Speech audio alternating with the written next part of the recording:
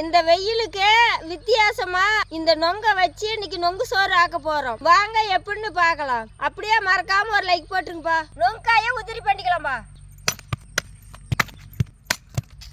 வெயிலுக்கு இதமா ஒரு நொங்கு சாப்பிட்டுக்கலாம்பா. வெயிலுக்கு இதமா சூப்பரா இருக்குதுப்பா.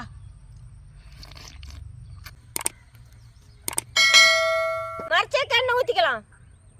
கடுகு, கடலைப்பருப்பு, உளுத்தம்பருப்பு, பச்சை மிளகாய், கருவேப்பிலை, சுத்தம் பண்ணி பொடி பொடியாக நறுக்குன்னு நொங்க, தூள் உப்பு,